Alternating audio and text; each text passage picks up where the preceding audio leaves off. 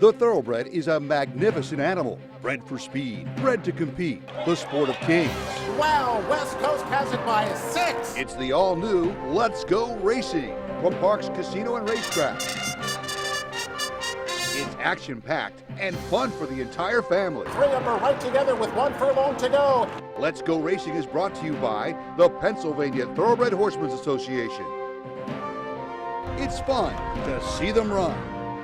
Very pleasant good morning, racing fans, and welcome here to Parks Racing for Let's Go Racing. The heat over the weekend, well, it did have some effect on racing here in the Northeast. We'll talk about that here at the top of the show. They did get the show underway at Monmouth Park, but it was a strange day to say the least. Really? Mr. Girardi over here will give us all of the details. I was there. Our local race of the week was a high-priced optional claimer at 5.5 furlongs. We'll have that coming up in our second segment. We'll also have racing from Del Mar and Saratoga as well. Hi, everybody. Keith Jones down on the beautiful first floor here at Parks Racing, and my cooling off friend Dick Girardi over here. And Dick, dangerous heat over the weekend. Yes. Most of the racing here up in the Northeast was canceled. Yes. Laurel, Penn National, Yep. us, Saratoga, Delaware Park. Yep. Monmouth Park had its big signature day scheduled. Right. Yep. What happened? Well, it was very bizarre. Look, the prudent thing would have been in this climate, post Santa Anita, where there's so much scrutiny on the game, just cancel it. Right. That would have been the sensible thing to do. Do I think they could have run? And I was there. Yes, I think it was not overly hot. They could have run safely, Right. and they did. What they couldn't do was what they did. You couldn't start the card and then stop it and then say, hey, by the way, come back at 6 o'clock. Either cancel it, run it straight through, or early in the morning say, hey, we're just going to run the stakes races at 6 o'clock. I love Monmouth Park. Right. I love the people that are there. They were in a bad spot and just made some bad decisions. Dick, they ran 2 races. Yep. And then postponed the rest of the 5 program hours. for 5 hours, Yes. canceled all of the non-stake races, Correct. and then kind of jammed in the stake races at the end of the day because of daylight. Right, and the Haskell was supposed to go up at 5:47 Right. on NBC. NBC had their show, such as it was. They didn't show any races. And then the race went off at 8:12. And the race was great. It was awesome, but it was just bizarre. And there was like nobody there. I mean, I've been to the Haskell a lot of times. I've been there when there's 50, 60,000 people.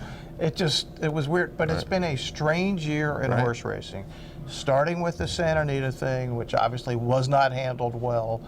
Then we get a DQ of a horse who finishes first in the Derby, and by the way, Yeah, we got this. front and center, we have the horse who was DQ'd Well, Dick, in the Derby. let's take a look at what happened a little Yes. after 8 o'clock on Saturday evening. The Haskell, of course, a Grade 1 race of honor to the 8th for 3-year-olds, $1 million purse. Dick, Maximum Security is back. It's his home track, Jason's Service. You get 4 to 5 the price. Now, last time out when he came back for the Pegasus, he was 5 cents on the dollar. Now, we did stumble at the start. We know he lost the Pegasus, and it's hard to say just how much that stumble affected the outcome. Well, Jason said afterwards he thinks he would have won without the stumble. We'll obviously never know. And look, the one in here, King for a Day, he was ridden differently in that race because they wanted him right up there with him because he was on the outside. But yeah, we'll never know what would have happened. But all I know is he's back and he's odds on again, Maximum Security. Dick, King for a Day is the second choice here at 5-2 for trainer Todd Pletcher. He did upset him in the Pegasus, so he ran the race of his life. The question is he moving forward or is he about to take a step back? Yeah, I thought it unlikely that would happen again. Not impossible, but unlikely, especially given the post switch this time. Maximum Security was to the outside. King for a Day was to the inside, so terms were going to get dictated by Louis Saez and Maximum Security. Bradford comes east with Mucho Gusto at 3 to 1, and Dick, as you mentioned last week, 8 Haskell wins. This horse, however, has never been out of Southern California. His first road trip. Yeah, and he's the B horse for Bradford, which is always still good. I mean, but he wasn't a horse that was pointed for the Derby, and typically those are the Haskell horses that come in. Everybody's getting better, and it's Haskell Bob. And 2 locals spun to run for Carlos Guerrero. Bethlehem Road for D. Curry. Spun to run was 34 to 1. Yep. Bethlehem Road was 42 to 1. I made a couple of bets. I made a head-to-head bet, spun to run against Everfast, who I thought was a total fraud. They had that up in the sports book. And I made a couple of try bets using spun to run because I had a half-hour conversation with Carlos that I wrote about on Let's Go Racing or Let'sGoRacingParks.com this week. He was so enthusiastic about this horse. I said, you know what? I think I need to use him here. So I did. 4 to 5 on Maximum Security. Here's the call. And they're off in the TVG.com Haskell Invitational. Maximum Security comes out running, so does Bethlehem Road, and King for a Day protecting the rail down on the inside. Spun to Run is fourth and urged on through the opening eighth of a mile. Mucho Gusto settles about 3 lengths off the lead, and it is a long way back to Everfast. King for a Day comes through on the inside of Bethlehem Road. They are head and head, but Bethlehem Road is a little bit quicker and now leads by a half length. King for a Day at the rail is in second. Then comes Maximum Security inching up. Mucho Gusto is right behind Maximum Security, and inside of him comes Spun to Run. They're covered by 2.5 lengths, 8 lengths in front of Everfast. They're heading toward the half-mile pole. In the TVG.com Haskell Invitational, King for a Day at the rail, Bethlehem Road in between them, and Maximum Security. Mucho Gusto has to go 4 wide, but he's less than a length off the lead, and Spun to Run is just inside of him.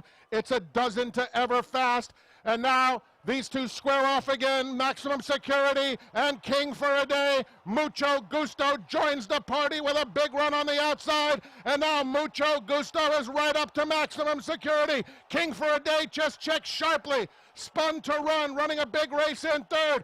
But it's Mucho Gusto and Maximum Security. Maximum Security cuts the corner. Mucho Gusto is going to make him work. Maximum Security has his mind on business. He leads by a half length. Mucho Gusto trying so hard to go by. Maximum Security just in front. Mucho Gusto valiant, but Maximum Security has won the TVG.com Haskell Invitational. Well, Dick, Maximum Security, this was not an easy trip. There was pressure up front. He turns away that pressure. Then here comes Mucho Gusto. And Dick, he's got some run. Yes, he does. He's strong. He's coming. Maximum Security, however, digs in, will not be denied. Wins the race a length and a quarter, pays $3.60 to win. Mucho Gusto was second. And Dick, Spun to Run for Carlos finishes third. Heck of an effort. Talk about the winner. Yeah, we'll talk about Maximum Security, Keith. I thought he was great. You just described it, all those things that happened during the race. He got a 102 buyer. Jason Service, boy, did he ever deserve this kind of a win after what happened in Kentucky. He said after, I thought we were robbed. I'm pretty clear what I thought about that. I'm with him. And the fact that he's been at Monmouth Park, he was a valet at the Jocks Room for over 20 years. And now he's training, and he's got the horse of his life at his home track. So it was very cool to see that happen. And then Carlos's horse is interesting. He told me this horse loves to take dirt. He loves to sit behind. When they were training him, and they put the blinkers on since his last race. He was talking about running him in the Preakness. He was so high on him. Then he had to have the throat operation. He said afterwards, Paco Lopez said, if I hadn't tipped out on the turn and just waited behind a little longer, he wasn't going to win. He wasn't going to be second. He said I would have been closer, third. He was beating 8 lengths for second.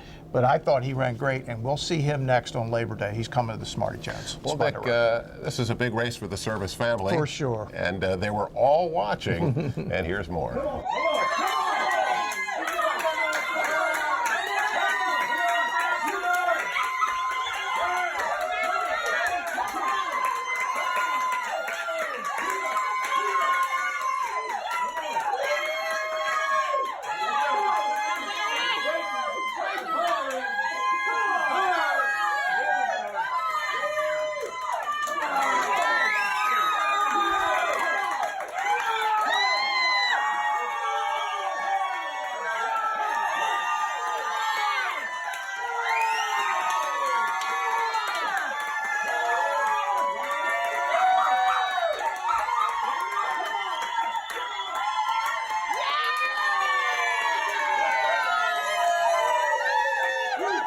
Well, Dick, Jason Service, there'll be no ever getting over the disappointment of the Kentucky Derby, but this was not a bad consolation prize for him. And it was where there was the inquiry sign that was lit up for like less than a minute.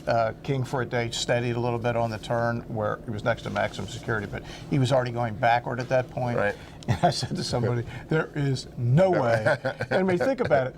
Dennis Drazen runs the racetrack. Right. He's also the lawyer that's involved in the lawsuit with Maximum Security on their side. Right. I said, I don't think they're I- DQing this horse, nor should he. Right. That was Well, absurd. Dick, let's get to our first break. We come back here on Let's Go Racing. Much more action to take a look at. Stay with us. We'll be back after this.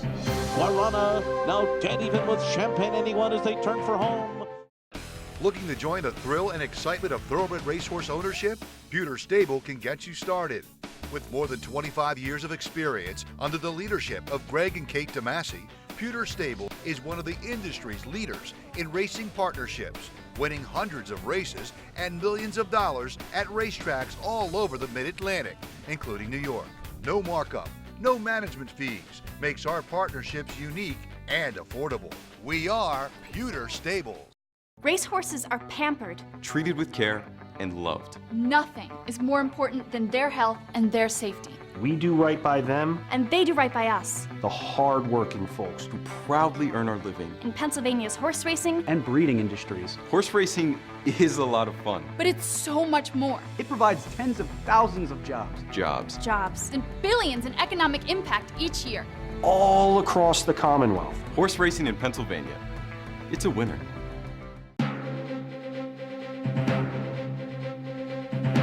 Welcome back, everyone, to Parks Racing Grid. Let's Go Racing. Time for our second segment, brought to you by Chapman Auto Group. Unless our emblem is on the back of your car or truck, you probably paid too much. Let's get to our local action this week. Dick, an optional claimer for Monday afternoon, 5.5 furlongs.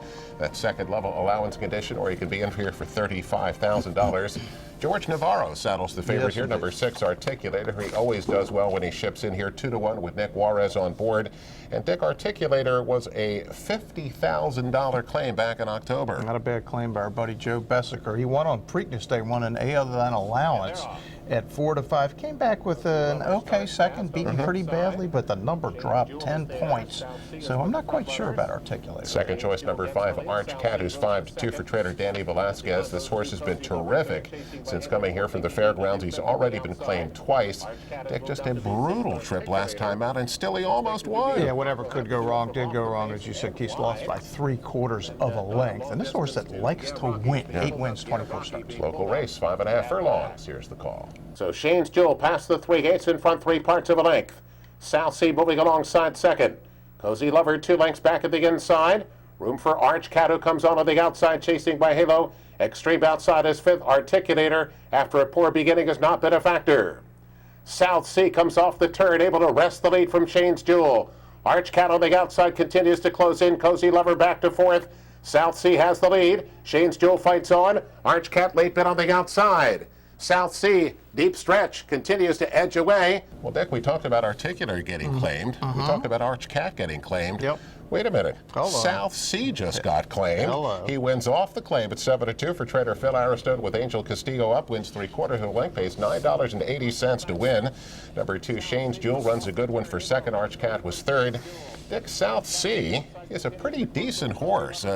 You get 7-2 here. It's a pretty decent price, but when he gets up there, he can be tough. And a really good claim because they're out, Phil and the owner, in a month. Yeah. That's a nice thing. It's a $47,000 purse. They got 60% of it. So you're out for your claim, and this is a nice horse. Like Yeah. you said, South Sea likes to win. Yep.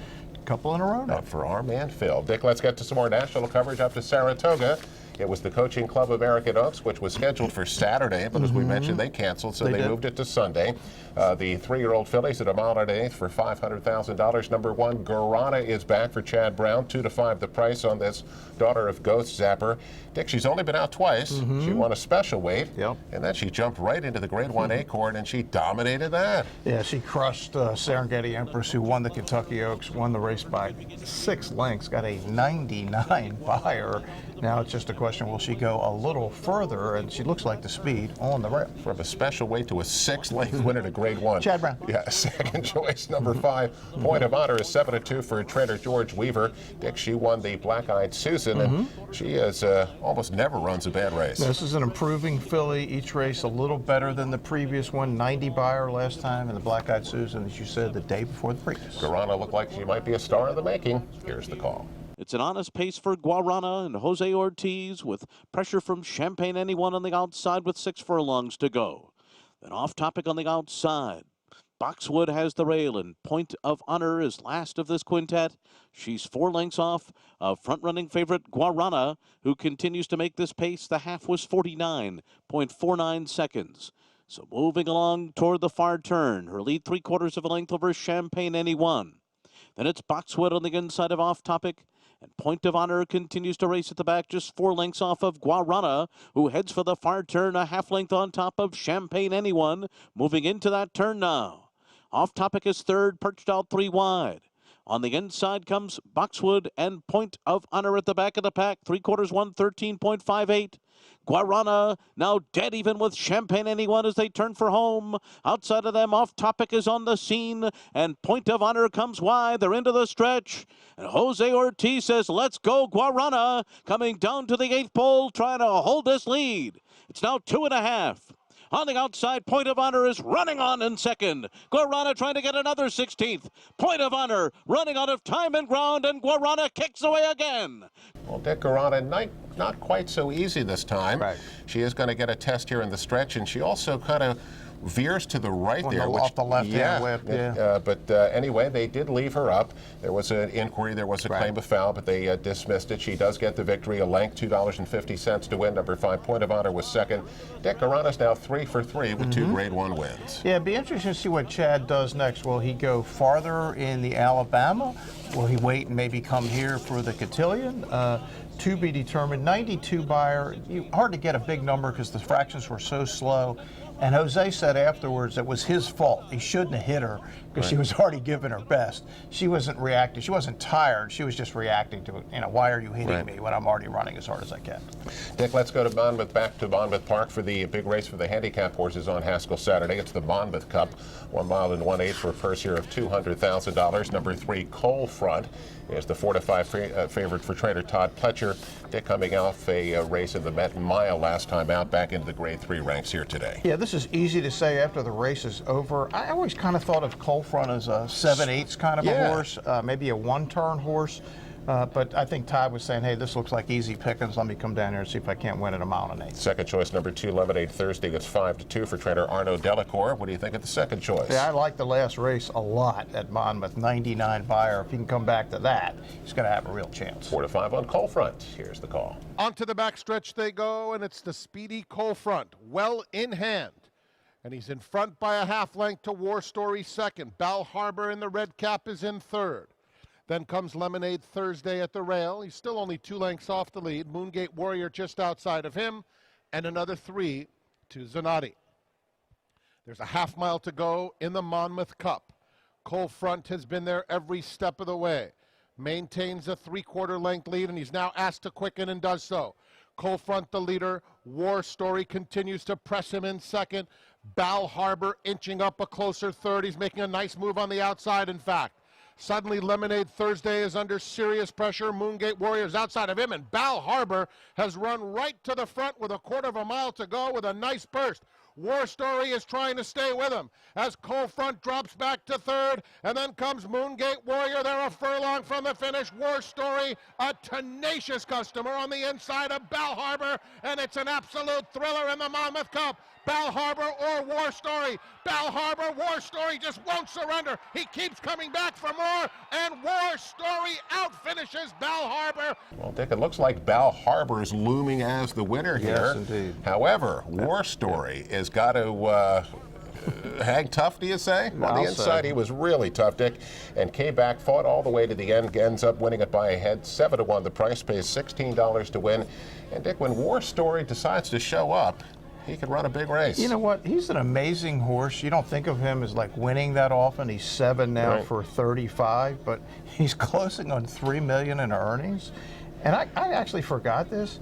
He was 4th in the Breeders' Cup Classic behind Gunrunner and Collected and West Coast. Yeah, he finished in front of Arrogate. He was 56-1 that day. He doesn't always run like that, but no, when he shows up, he's a pretty good horse. Yep, 7-1, good price here, $16 to win. Time to get to our next break. We got back here on Let's Go Racing, Jockey and Trainer of the Week. More action to take a look at. Stay with us. We will be back after this. Amazing achievements for Pennsylvania breds on the world stage. Thanks to Finest City, Unique Bella, and Shamrock Rose, PA joins Kentucky as the only state in the past decade to breed Eclipse Award champions 3 straight years. Add that to our unmatched incentives. Plus, our Racehorse Development Fund can only be used to support PA breeding and racing. Why breed anywhere else? This is Brian Sanfratello. Go to pabred.com and see why Pennsylvania is the premier place to breed and race. It's a Smarty Party at Parks Racing Labor Day. Smarty Jones. Get up close and personal with the Kentucky Derby and Preakness winner. Remember this? Don't miss this historic occasion as Smarty will parade one final time down the stretch to celebrate his 15th anniversary of horse racing immortality. Free family fun, plus the Grade 3 Smarty Jones Stakes and 6 other exciting races as well. Yes, Smarty is back at the track. See him live one final time, only at Parks Racing Labor Day.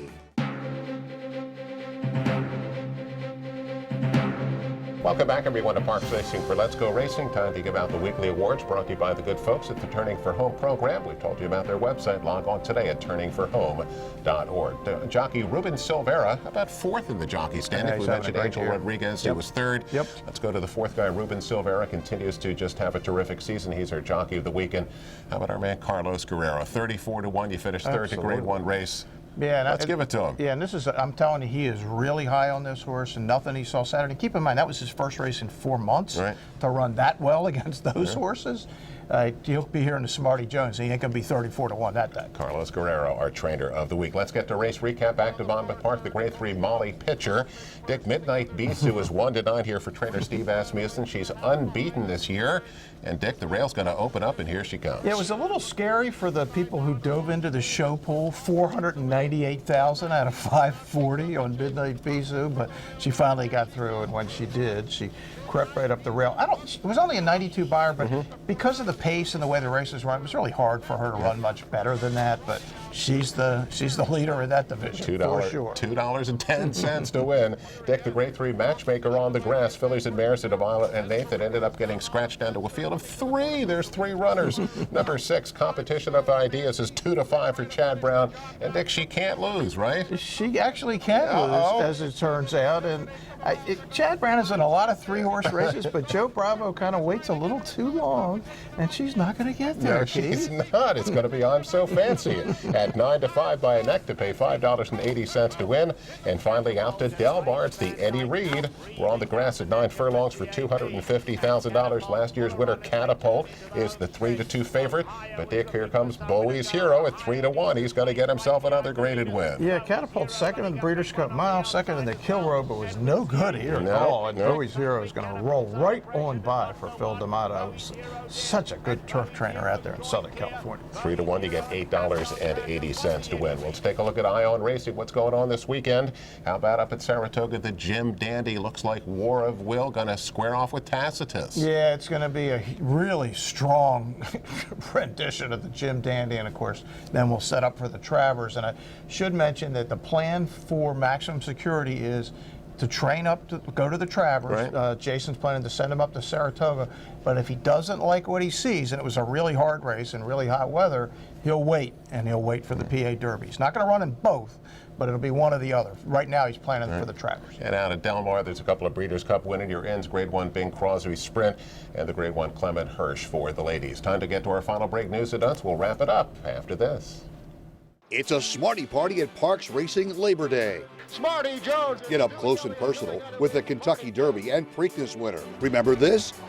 Don't miss this historic occasion as Smarty will parade one final time down the stretch to celebrate his 15th anniversary of horse racing immortality. Free family fun, plus the Grade 3 Smarty Jones Stakes and 6 other exciting races as well. Yes, Smarty is back at the track. See him live one final time, only at Parks Racing Labor Day.